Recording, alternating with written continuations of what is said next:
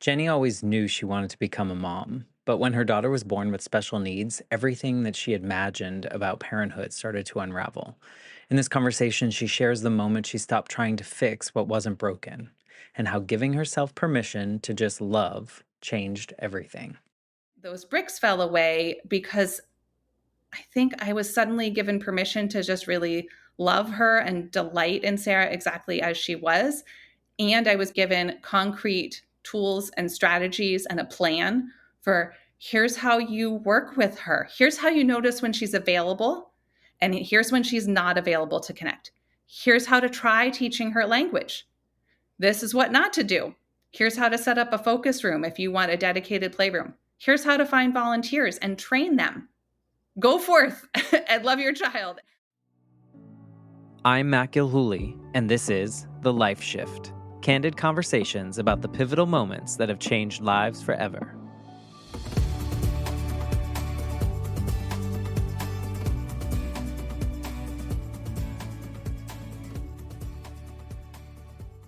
Hello, my friends. Welcome to the Life Shift podcast. I am here with Jenny. Hello, Jenny.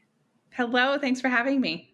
Well, thank you for wanting to be a part of the Life Shift podcast. It's been this journey that I never really knew that I needed.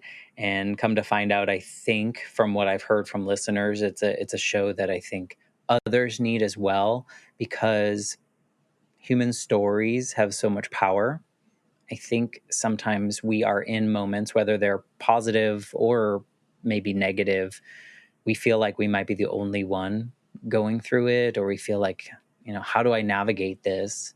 Am I the only person that's ever experienced this? Maybe logically we know we're not, but sometimes it feels like that. And so I found that just by sharing these stories, there's so much that we have in common as humans, like the emotion part and like how we deal with things, even if our experiences are so wildly different. So thank you for just wanting to come on this journey and share your story in the Life Shift way.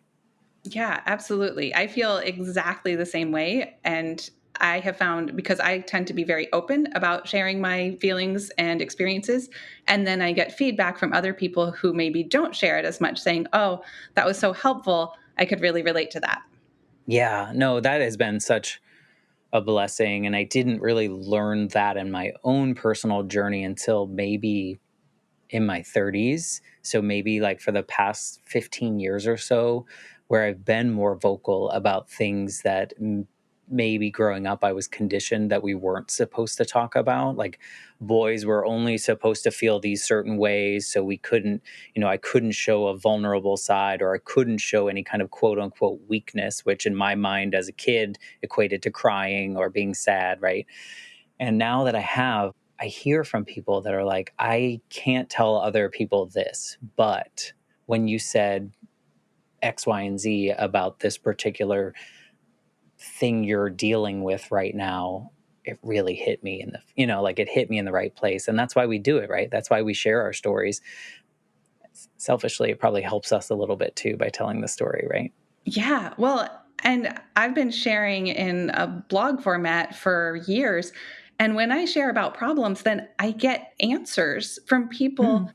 that I wouldn't expect to have the answer, and yet they actually do have the answer that I needed. Yeah. And you weren't seeking the answer, probably. You're just like sharing your story, and they're like, hey, this is what Right. happened to me. Yeah, just venting about here is the mystery I'm running up against right now. I don't know how to solve it. And then ideas Yeah. come in. Yeah. The more we share, I feel like the more we will learn about ourselves, about each other, and how to like navigate this world. Because at the end of the day, we're all trying to do the same thing, right? Enjoy as much of the time that we have here with the people around us. So kudos to you for being so open. I think it's so needed in this world. So before we get into your story, maybe you can tell us in 2025, how does Jenny identify in this world? Like, who is Jenny? It's a big question. It is, especially because I feel like I'm in the sort of quintessential midlife shift of who am I? What do I want to do? I actually retired from my massage therapy career of 24 years a year ago. And about half a year ago, I stopped teaching. And so now I am definitely still a mom and I take care of stuff around the house. And I'm enjoying having a lot of time to read. I am maybe trying to write another book, but that's really hard. And so if I get 10 minutes in a day, that's like, oh, wow, that is really to be celebrated. And then a lot of the time I am wondering, where did this day go? If I don't have an official job, how did I still get through an entire day and not have time to sit and read? Like what just happened here? But somehow there are still a lot of things, and a lot of things with kids, taking them to various Shuttling them classes, around. or Yeah. yeah, exactly, or just wanting to spend time with them. I think here's where I am too, is that I have an 18-year-old and a 14-year-old, and I am suddenly like, oh my gosh, they are not going to be living at home forever. Oh my gosh. Ah. And I just want to like follow them around instead of being like, oh, can I get like some time to myself? It's like, no, no, no. I want to hang out with these individuals.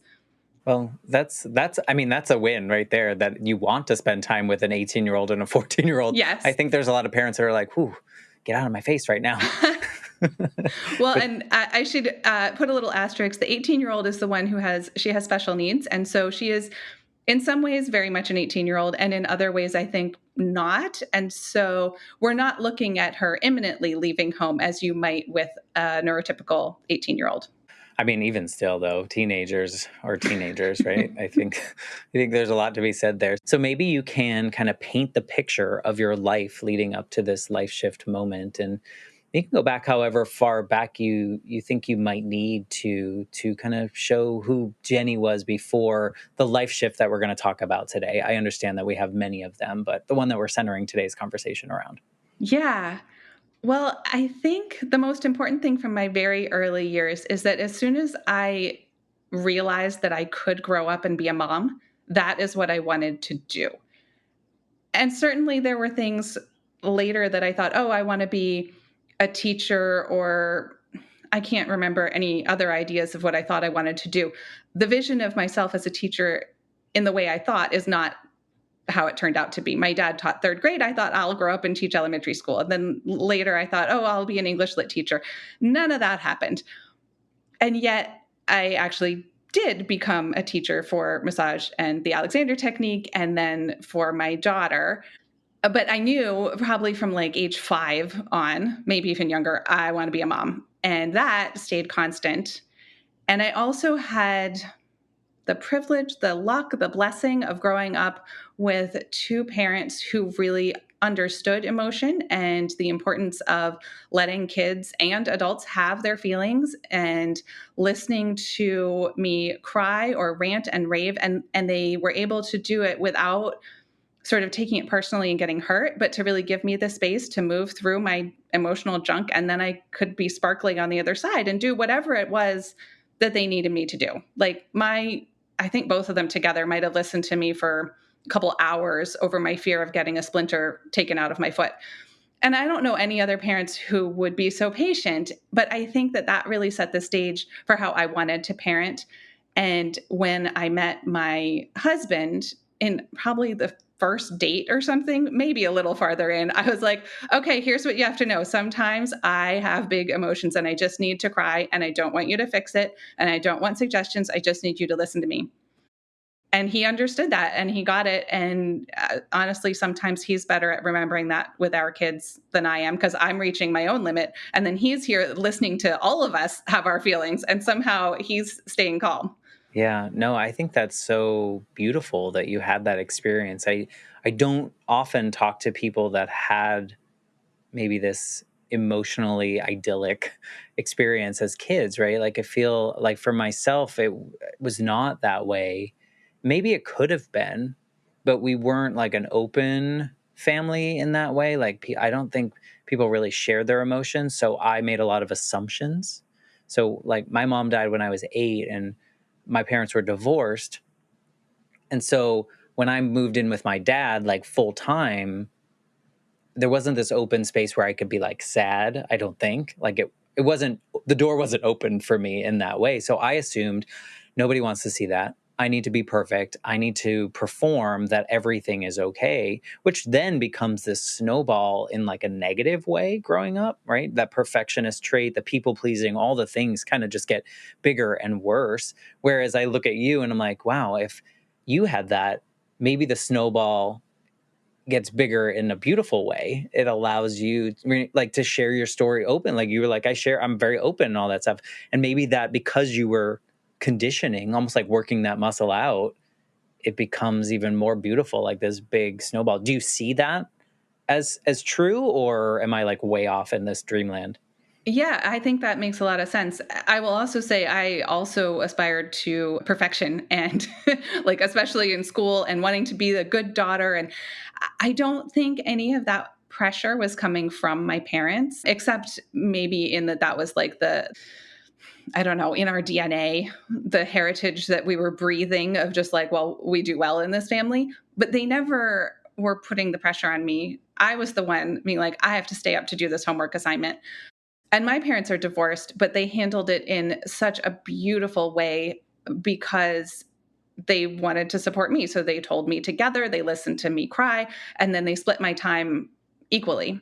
And then once I was old enough to be saying, okay, here's where I'm going on this vacation or how am I splitting Christmas, they were the ones to assure me that it was okay if I didn't split it right down the middle. They wanted me to just not be stressed about it. I was still stressing because I'm very good about being stressed and worried. But You're the professional. pressure didn't, that's right. The pressure did not come from them.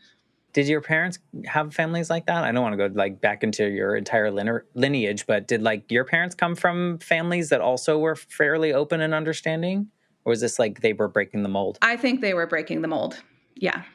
So sometimes we become our parents and sometimes we become different people because of what we experienced from our parents, right? Yeah. And so it sounds like they broke that and then you were like, no, let me continue that. Yeah. Well, that's good. At least you didn't go against the grain. Yeah. So you met your husband. He's like, yep, I will listen to you, which is so important. The power of story and just being heard. I don't know if validated is the right word, but like validated in the sense that what you feel matters and it's correct for you. Yeah. So you met a good person for what you needed at the time. Yes. And I think also that he just does have a more even keel through life. Like if he loses his temper, I know things are like serious, and he most often will just get frustrated if technology doesn't work the way it's supposed to. But he is the one to solve all technology problems for the family. He is the one to not get anxious about, I don't know, so many different things. And I think the rest of us keep it interesting for him because we are much more all over the place with our emotions. At least you have them. I think that's Yes. important. Yeah. So keep taking us down this journey to your life shift. My husband and I, after college, we moved to Pittsburgh and he got a PhD. And I was, as he was finishing up his dissertation and I had my massage practice, I'm thinking, okay, let's have a family. And he was like, let's wait till I'm done. I was like, no, I want to start now. And then later I could think, oh, thank goodness he wanted to wait because parenting is really a big thing. And of course, I had no way of knowing that Sarah, our firstborn, would have special needs, but she did. And we didn't know right away. She was full term and she was tiny, but we went home normally. And then she was having a little trouble with nursing, but that again, common. I needed La Leche people to come help me. And the doctors were a little worried that she wasn't gaining weight enough before my milk came in. So we were supplementing that. Then everything started, it seemed like it was going okay.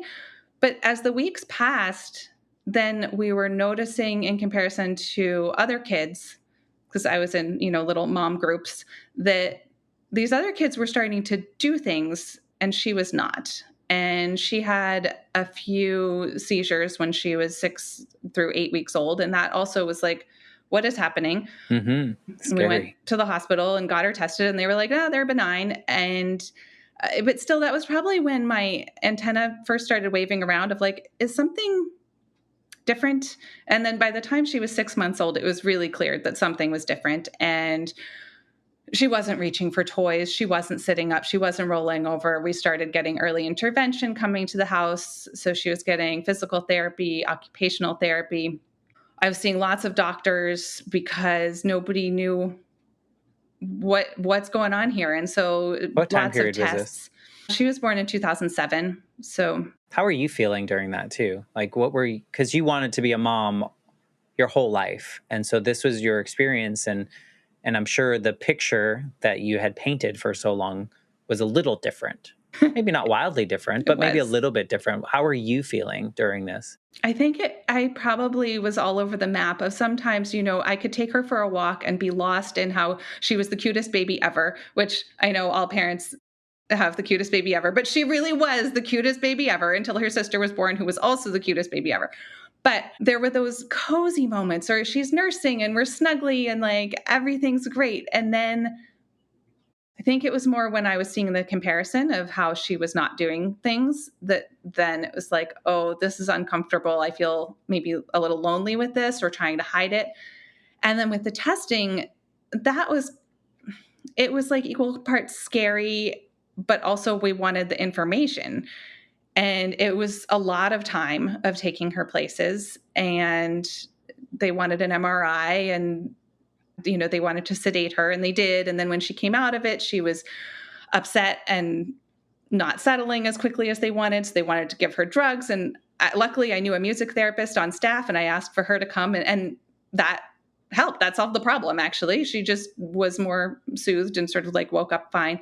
But it took until she was a year to get a diagnosis, which that actually, even though I've written a book and I'm very open about everything, that is the one piece of information I don't share, mainly because I want her to be able to come to that decision. And I don't want anyone who's inspired by my story to think that they need to have the exact same diagnosis for their kid.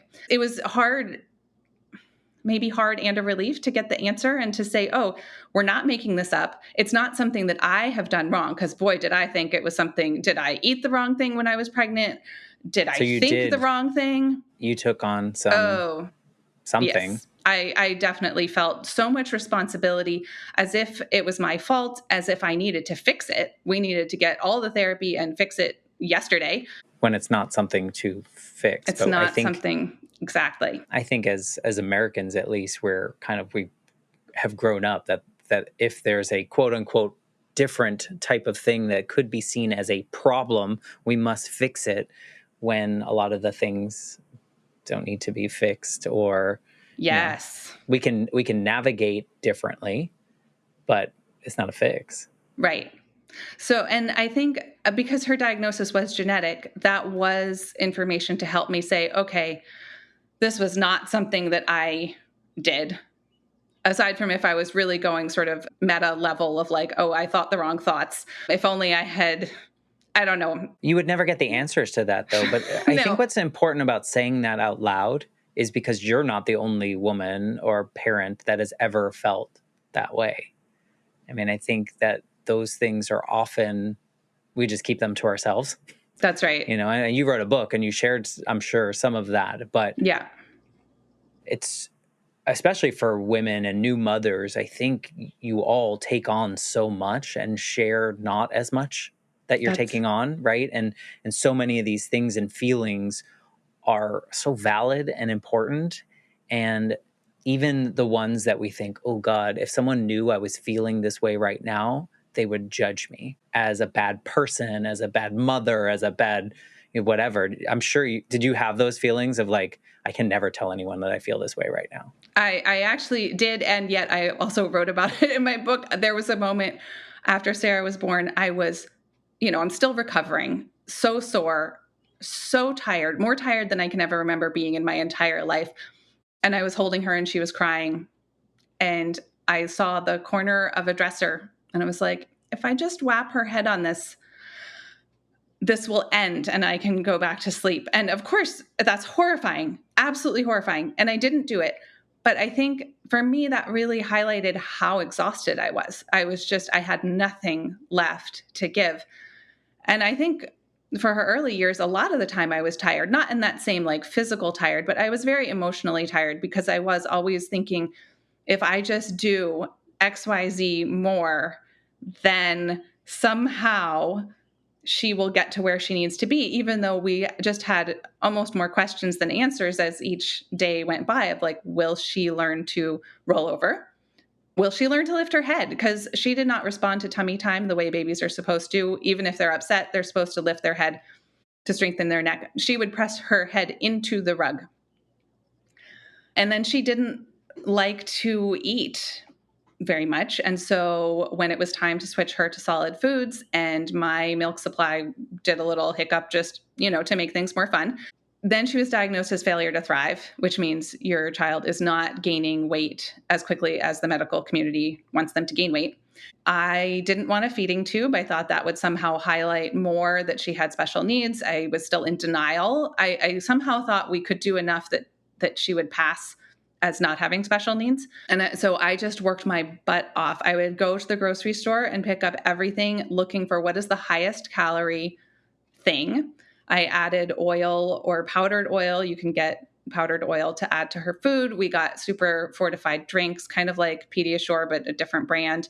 I would give her ice cream, butter pats straight, anything she would eat all the time. And only if she got enough calories in a day would I think, oh, I could offer her a fruit or vegetable now, because those were so low calorie. And this is even in the pureed time before she started like chewing. And then I would track all the calories. So yeah, that was really hard. And going to, or well, actually she had PT and OT coming to the house, but then we started going to see a nutritionist. Before she turned 3, the nutritionist also came to the house. And then when she turned 3, she had to go to preschool run by the public school to continue getting early intervention. That's how it works. Somehow she did learn these skills. Like she did learn to roll over. She did learn to sit up. She did learn to walk. It was just later. So, but each thing felt like a miracle. Like when she took a tiny step or scooched forward a little for crawling, it was so huge. I guess it was when she was 4, she still wasn't talking. But she was walking. The eating had gotten better. People were starting at school or at home to feel like maybe her eye contact was starting to go away from us. Like she was maybe withdrawing from us a little bit. And in college, I had read a book called Sunrise by Barry Neil Kaufman about bears and Samaria Kaufman. Samaria wrote the foreword to my book. And they had a severely autistic son named Ron in the 70s, and they were told to put him in an institution, and they didn't want to do that. And so they developed the Sunrise program, where working with him, son spelled S-O-N for the first son, working with him one-on-one, instead of stopping his repetitive behaviors, they would join them, do the same thing, not from a copying perspective, but like, how can I really see what's interesting about spinning a plate? Let me show you that I love you through being with you and giving you this time and attention, and I'm not going to force anything, but I'll celebrate if you look at me for a nanosecond. And after 3 years of working with him intensively, he completely transformed. And so that's why Barry Neil Kaufman is known affectionately as Bears. And he wrote the book. And I read it in college and thought, wow, that's amazing. And I did a program at the Option Institute, which is run by the same people that started the Autism Treatment Center of America, where they teach Sunrise. And at the Option Institute, they're helping grownups look at their own beliefs for what is maybe holding them back from being happy and enjoying their life. Of like, are you walking around feeling like you're a terrible person, but you're not a bad person? You just somehow internalize that and you're blaming everything around you, but actually it's your own hidden belief. So I did an 8-week program there. I knew Bears and Samaria. I loved them. I never thought in a million years that I would actually have a kid and run a Sunrise program, even though I thought that was so cool and amazing. And then when Sarah was in those early years, I was in survival mode. So even though I knew about it and knew it had even been used to help kids with eating issues, I just couldn't. But then when she was 4 and it's like, okay, things are coming along a little bit better. And we actually had another baby who was born in March of that year. So they're like 3 months off from each other, or 2.5, and 4 years different. And it's important to mention that Amy came into the picture because that changed how much help I needed. So when I decided finally things are a little bit better with Sarah, but also she's still not talking, what more can we do? I need like some big thing. Let me go to the Autism Treatment Center of America and get trained to run a Sunrise program. Oh, well, I'm going to need help. Someone's going to have to come be with Sarah because my husband, Carl, is still working a full-time job. So his sister flew across the country to help for the week that I was gone. And Amy was still breastfeeding. So my mom drove up with me, even though she lives in a different city. She came with me for the training to take care of Amy, and I would run in on my breaks to nurse her. And she came up 2 more times because there were 3 training sessions that I did. But the first one, that was, I would say, that was the life shift of all those bricks of guilt that I was carrying, of feeling like this is my fault and my responsibility, and I need to work harder, harder, harder. But actually, the guilt and the fear around it was stopping me from working more effectively. And I didn't even see it because I was so weighed down. And those bricks fell away because I think I was suddenly given permission to just really love her and delight in Sarah exactly as she was. And I was given concrete tools and strategies and a plan for here's how you work with her. Here's how you notice when she's available. And here's when she's not available to connect. Here's how to try teaching her language. This is what not to do. Here's how to set up a focus room if you want a dedicated playroom. Here's how to find volunteers and train them.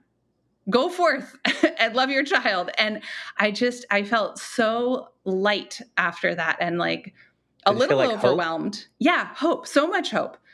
A little overwhelmed by, oh, this is a big undertaking. This is going Yeah. to be a really big deal. I remember being surprised when they were saying that I would need to designate a team leader for this program that we were going to do, and realizing that that was going to be me and being like, wait, is there somebody else? What? But of course it needed to be me because I was the one spending most of the time with Sarah and who had the time to spend with her. You know what I think is so important about your story? The one word that stuck out to me was permission. And permission, I think you got permission from yourself, from the way that you tell your story. I'm sure, like, seeing all the other things, but it was like finally a moment where you were like, okay, this, you can let go of some of that. You can honor the fact that you had it, that you held on to the guilt, that you took on quote unquote blame for something that wasn't yours to hold. And that can exist. But we give ourselves permission that, okay, it existed. Now we can move forward with something. You're taking action. And it's really interesting how we can hold on to something. And then when we see the spark of light or like just the little glimmer of hope, everything can shift like on a dime. And you're like, I don't know if you did this, but I did this when I first got therapy like 20 years after my mom died, maybe more. And I was like, man, what if I had done this like 10 years ago? Did you have any of those feelings of like, I waited too long or I should have done this sooner? Or was it like all at the right timing for you? Well, that's something I think about a lot because I always think, oh, if I could go back in time, what would I change? Would I change Sarah? I used to think maybe. Now I think absolutely not. She has been such a gift to me and to so many other people. I would not change her at all. Maybe it would have been helpful if I started the Sunrise program earlier, but maybe not because You wouldn't have been ready for it. I might not have been. And maybe it would have made the eating better. I don't know, but I feel like where I really excelled was helping her with language. And that was where we sort of entered. And as soon as I got home from my week of training, then I asked her for language in a different way than I ever had. And she gave me more language than she ever had. And I think you were talking about the things turning on a dime. Like already things had shifted in me internally, which probably paved the way. But that was the moment where it was like, oh, this is going to work. This is really going to work for us and change things for her life and ours. I think sometimes when we identify something that works, like a little inkling that works, do you allow yourself to fully believe? Do you end up with false hope? Like, what does that look like? Because I think I could go down any of those roads myself where I'd be like, this one tiny thing worked, so everything's going to be perfect and life is going to be totally different in this beautiful picture that I painted since I was 5 years old kind of moment. What did it look like for you when that first piece hit and it worked? I think there was still a part of me that was hoping, oh, she will transform the way that Ron transformed and be able to go to school without help, and no one will know that we had these Oh, early so you were struggles. still holding that. I was still holding that with some part of me, but another part of me fully accepted we're going to do this program because we want Sarah to feel loved and we want to appreciate her and help her thrive to the best of her ability. And we don't need her to change at all. Where before I think I needed her to change for me to feel okay as a parent. and to be happy and enjoy my time with her. And the training really helped me see that I could want the world for her. I could want her to learn to speak, but I could let go of needing her to speak. There is a difference there. Yeah. Were you before this program, were you isolating at all? Like were you spending a lot of time showing Sarah the world and the people around and people Sarah? We would go out to therapy appointments and we would go out for walks a lot because she liked to go out for walks in the stroller, which is interesting now because she loves watching traffic. And I wonder, was that like in her even when she was younger? And we'd go to the library lab sit, and we had play dates with her peers. So yeah, we were actually out a lot, but I think I felt still quite lonely. I didn't have other parents whose kids had challenges. And maybe that was another difference with the training at the Autism Treatment Center of America, to suddenly show up and be in a room full of parents who really were going through the same kind of challenge, even if it presented slightly differently. But They understood how you felt. exactly, all our kids had some repetitive behaviors, maybe weren't connecting to us the way we wanted, maybe were late hitting their milestones, and these parents were probably also feeling guilty. Yeah, and shame and there's so much value in finding the community of people that understand, that have like empathy for you. Maybe they didn't go through the same exact experience, but they know how you feel. And you can finally let down your guard a little bit of like, I am a perfect mom in my way. I am not the epitome of what we've defined in a book when we were kids of what a perfect mom looks like, because that's not a thing. Like it's not a fairy tale. None of us get to live that. But you were a perfect mom in your world, but you could let down the guards in that space, which I think is probably why you found the permission and you found the hope, because you were around people that like got you. Yeah. And I think I also felt like I understood Sarah more and how to support her and connect to her and show her that I loved her, which of course I desperately did, but it's different when you maybe don't know how to convey that, or you don't know if your kid is getting it, and to learn, oh, I can show her I love her by sitting with her, and if she's opening and closing a lid on a Play-Doh container and I sit near her and open and close a lid on my Play-Doh container, that is saying I love you.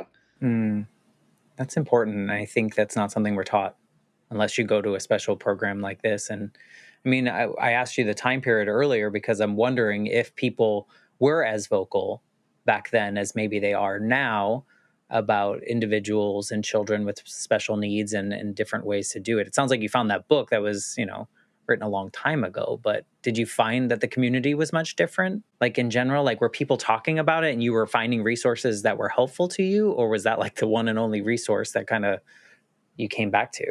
Well, maybe it's because it's the one I knew about, or also she didn't actually get an autism diagnosis till after I got home from the training. And then I was like, great, I'm doing the thing I know best. Where I know a lot of what's out there that's supported by insurance or schools is the applied behavior analysis, and or it's called ABA therapy.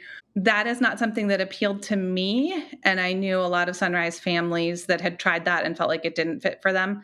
I also have heard of many families where it was the right fit and it did help. So I think it really depends on the family and who the practitioner is. But anything that we ever did that was remotely like that, like trying to offer a reward for Sarah to do something, like that's how we at first attempted potty training. No way, no how. It actually set us backwards. Like that was just not the way to work with her. It would have worked for me, right? And so that's what we assume, right? Like if it worked for me, then I move through. And I guess the question comes from, I think now in 2025, if a parent gets a diagnosis of their child, there's like forums, there's groups they can find, there's social media, like, and so I'm thinking this time period, were there those things? Were you able to like do your own research? Were you afraid to do your own research because you didn't know what you were going to find? Like, I feel like that's a big question of mine because I think now everything's at our fingertips. So like we could find anything in a second and have an idea, but I don't know about then. Yeah, I think it was less so then than it is now. I'm part of a Facebook group that's all for parents of kids who have the same diagnosis as Sarah. And that did not exist at first. And I did research that, and that was depressing, but also it's such a spectrum, just like autism is, of like, you can get scared about a prognosis, but I don't know that it actually gives you any information about your kid.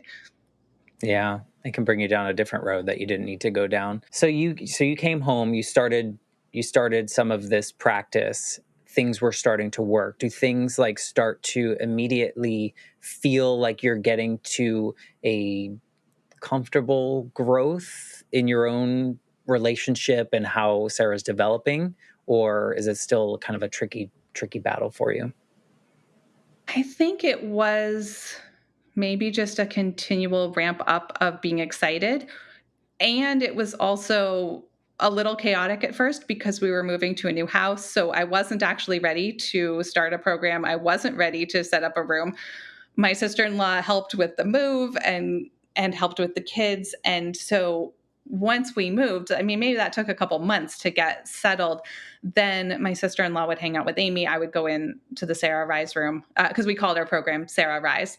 I would just start with half an hour a day, but and that felt a little magical in there, I think, because the room made it easier to be completely focused and not distracted for either of us. So I had been implementing things earlier before we had the room and trying just the way I related to her, or asked for language, or celebrated when she did look at me or had some language. But having the room meant like, oh, we can really kind of settle into being together. And I'm not going to be worrying about taking care of Amy, not going to be answering the phone or looking at mail or dishes or what am I cooking for dinner? Like none of that. And I started ramping up to get to do 2-hour chunks at a time. That's the ideal. But I also knew that Sonia was going to be moving back across the country. Like she had her own life going Is that on. your She had sister-in-law? That's my sister-in-law. She had come to help with the move, but like she was going back. And so then it was like, oh, okay, I'm going to need something. So I got out my binder of from my training notes, was like, okay, how do I get volunteers? And I read through the suggestions and I thought, okay, let me start with just writing an email to my friends and connections in Pittsburgh. And maybe I'll also send it to people who live somewhere else so they know what we're doing and maybe they know someone. Just saying, hey, here's what we're going to do. Here's what this program has done for some other people. We don't know how it'll change Sarah, but we want to give it a try and we're very excited. And if you would like to help, I'll train you to work with Sarah, where you can be with Amy and I can be with Sarah. Or if you want to come bring me a dinner, that's awesome too. And I had so many responses from that. Like right away, I was able to start. I had help to be with Amy. I had people wanting to be trained with Sarah. And then over the years, that just kept growing. And there's a whole website called ASD Climber, which is to pair people who are running sunrise programs with people that want to volunteer. So I found some people that way. I asked one of my friends who taught at a college to send my email to her drama students because I was like, I want people who are comfortable being silly because the whole thing, I mean, Sarah loves it when people are big and silly, and the whole idea was to play. So I wanted people comfortable with that. And I actually asked two different people who taught at two different colleges. So maybe, I don't know, that was 10, 20 emails maybe went out. I have no idea. I got one answer. But that one person was available for the summer. So he actually spent time with Sarah and Amy and became a paid volunteer because he was coming 3 times a week and spending 4 hours or more in the house. And then he was so excited about it. He really loved it. He told his friends about what he was doing. And so then his friends started reaching out to me. And then when he moved away, one of his friends stepped in to basically do as many hours as she could. And it just was the most amazing, loving community that came together. And these people with creativity and presence and thoughtfulness, and none of these were specialists. Many of them hadn't had any experience with someone with autism before. Some of them had a little, but some of that was ABA, and they were excited about the different approach. And then we did have Sarah's speech therapist who we'd been paying to come to the house. Just we really liked how he worked with her. And his approach seemed kind of in line with the sunrise anyway. And then he was open to my training and feedback, which I can imagine not all specialists would want a parent observing them and being like, okay, so in this moment, what if?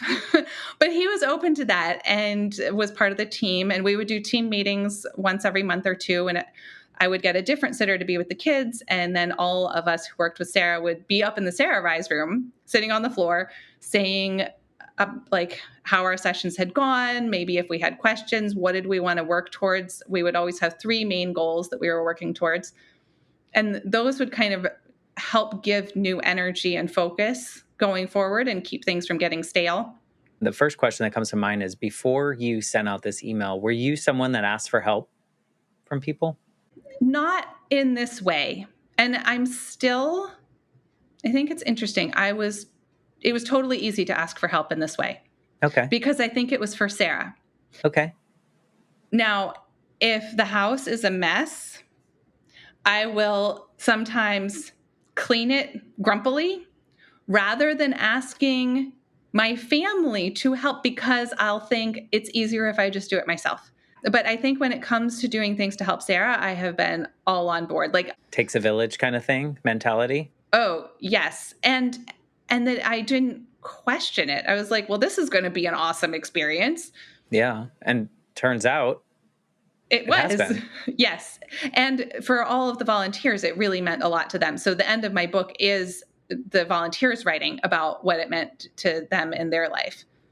No, I think it's such a beautiful story of how, as a mother, you're helping your daughter, but by helping your daughter, she's helping all of these people, which then becomes this like crazy ripple effect of like how they're helping the people around them. And maybe they're implementing things that they've done with Sarah in their life with neurotypical people, right? Because maybe that is changing their relationships with other people. Like the effects Yes. of it is just like so beautiful, coming from this moment of like this spark of hope, and then realizing I can't do it all alone. I mean, I know you had your family around you, but like I can't do it with just these people around me. I need more help.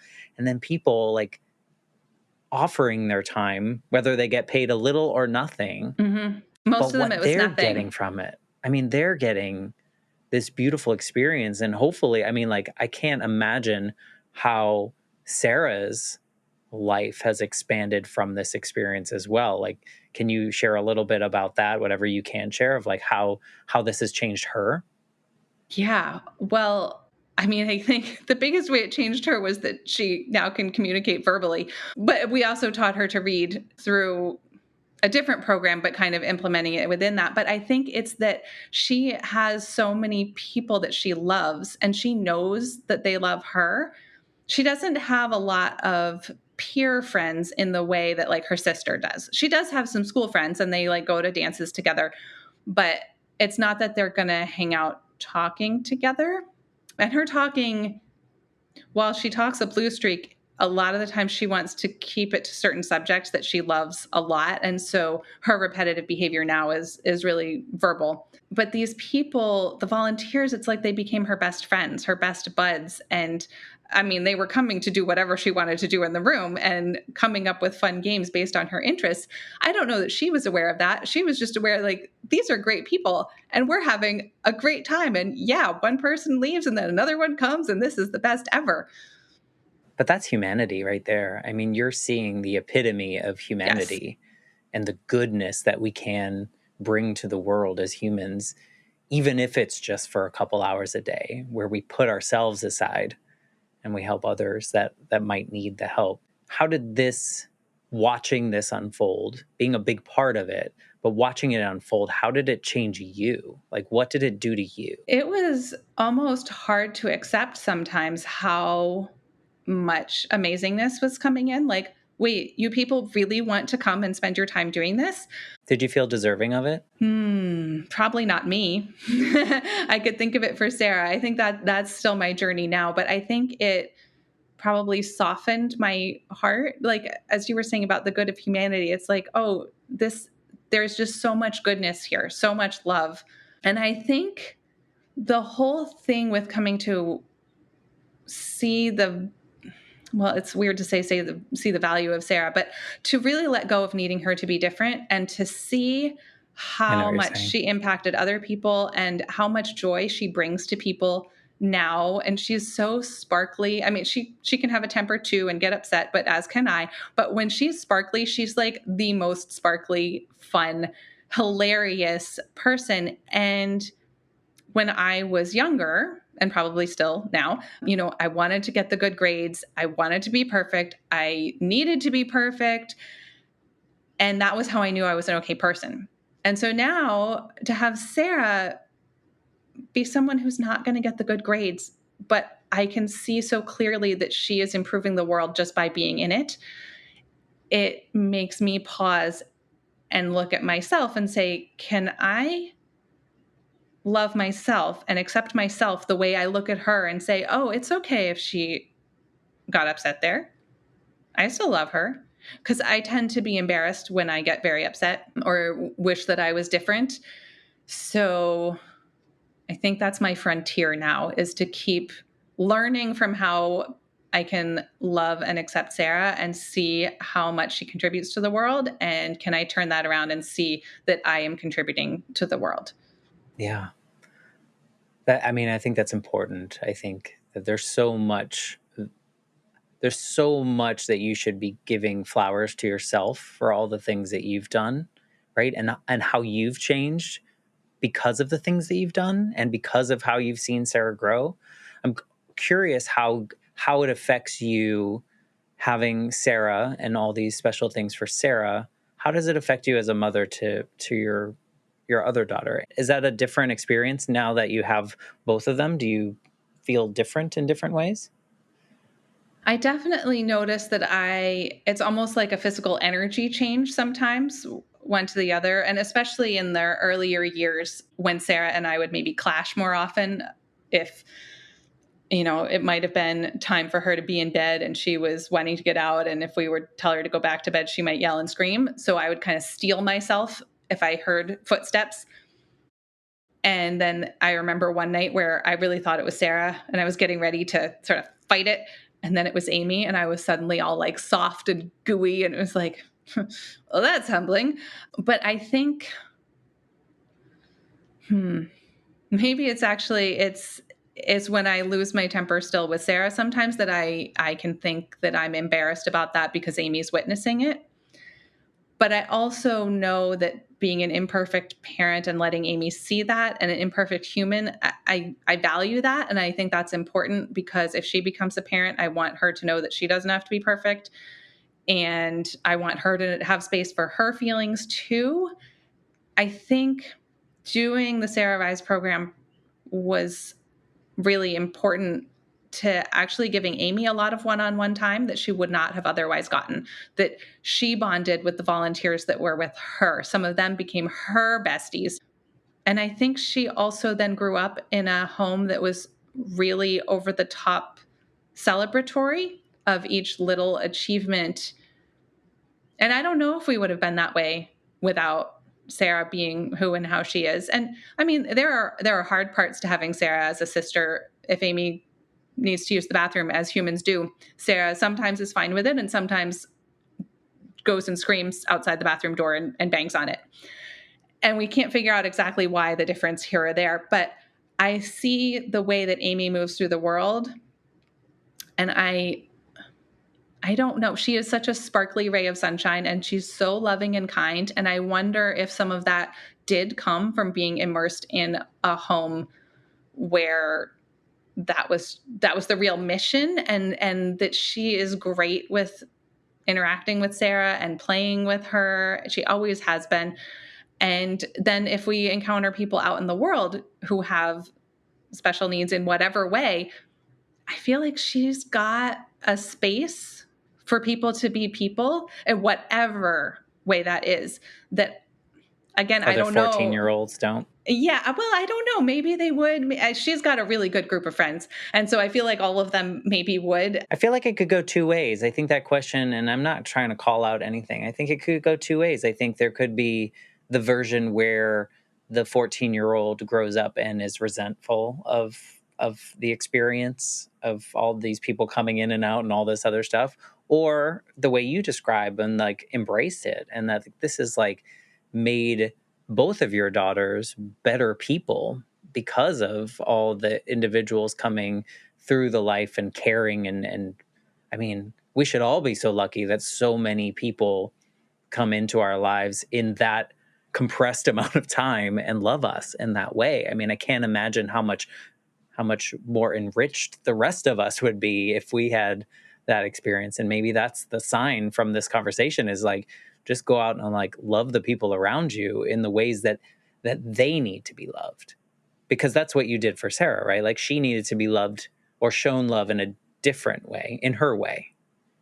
We all have that, don't we? Yes. And I think we don't think about that. Yeah.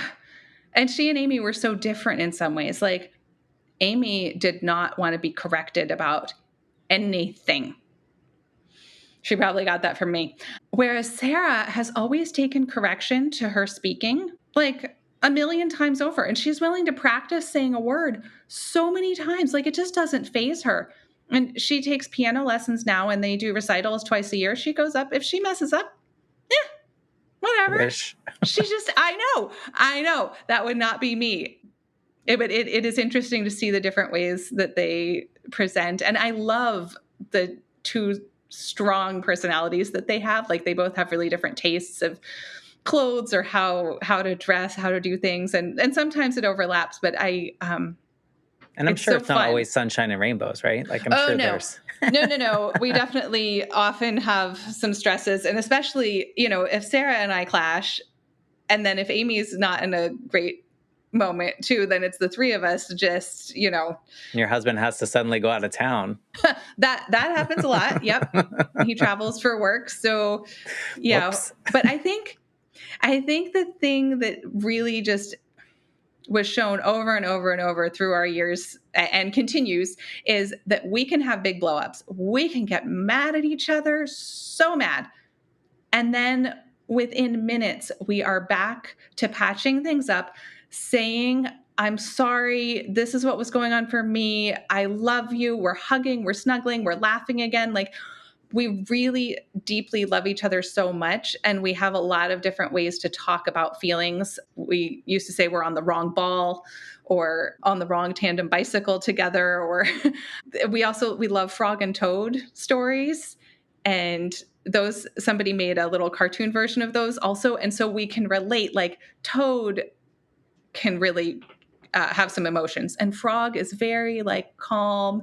And so if Sarah's upset, I might call her Toad, and that might help her like shift out of. Or Mo Willems and the Pigeon and Elephant and Piggy books, all these characters, they're so helpful because then we can bring them in and talk about it. And so I think we're just really transparent with each other about what's going on. Yeah, I think there's something about being open and having the space to be comfortable enough to be fully transparent. I think, like for me growing up, I didn't have that. I felt like I could only be two things, like happy or mad. Couldn't be sad.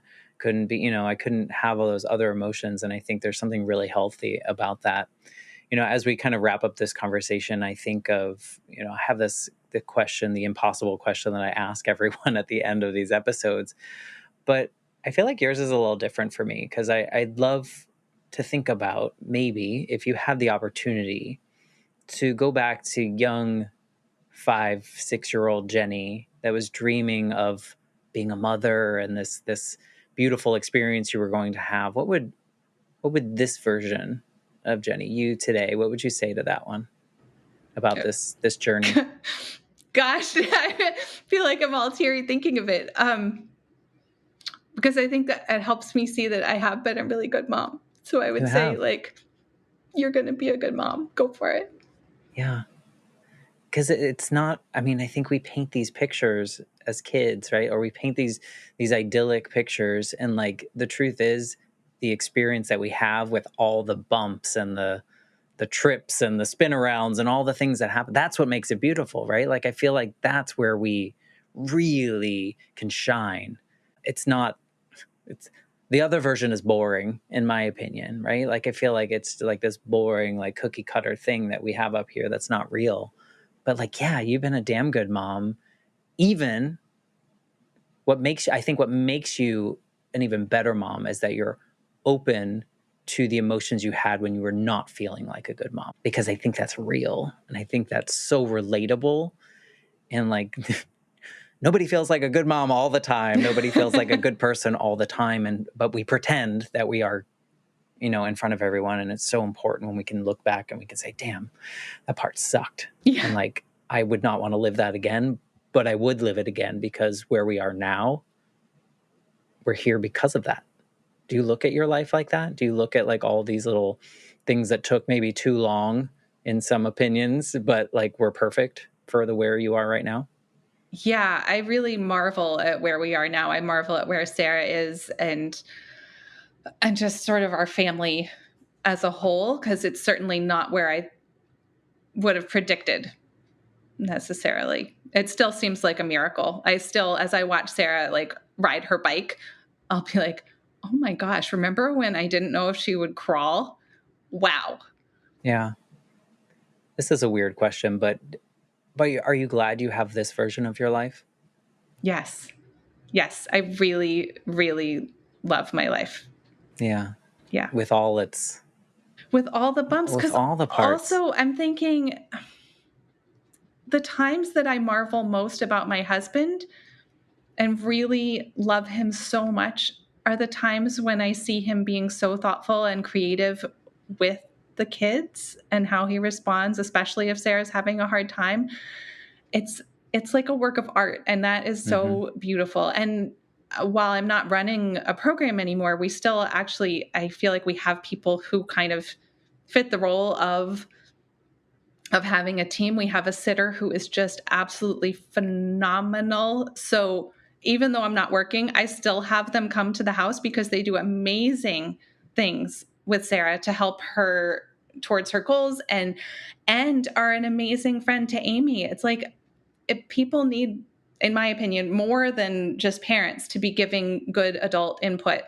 And so that is priceless. And then we also really lucked out with Sarah's bus driver for the past 2 years. Just on day one, they became best buds, and he's one of her most favorite people in the world. And it's just, I feel like so blessed to have that. And one of the things I think that happens with kids, or having kids, or maybe pets too, is like, you can think that you understand the world or a situation, you're going through it, and then they'll say or do something that is just something you would never come up with ever. And it is hilarious. And so I'm laughing in ways that I feel like nothing else could have tickled that part of me. I think your story is beautiful. I think it's messy and it's imperfectly perfect, right? Like I feel like it's one of those.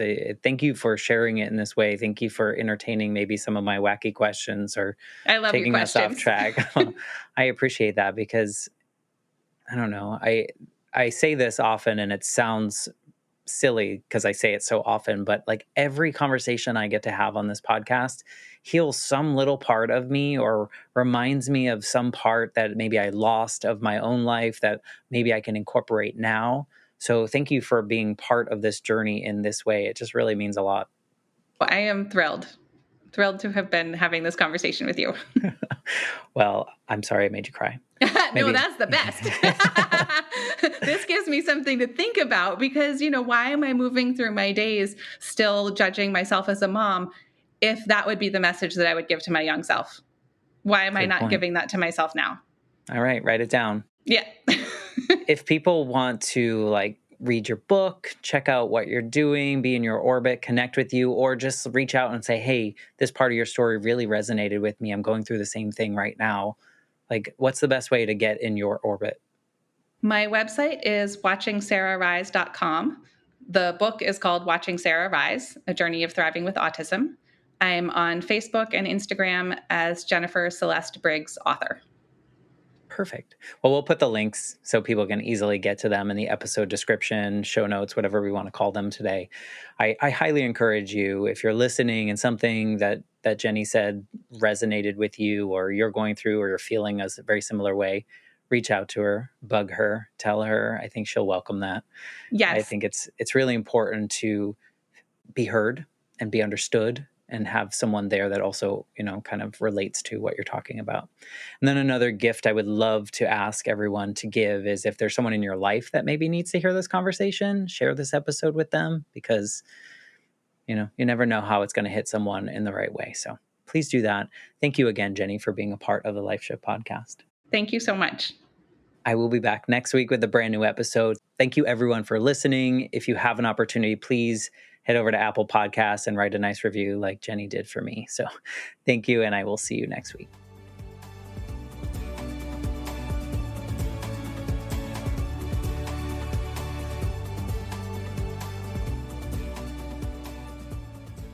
For more information, please visit www.thelifeshiftpodcast.com.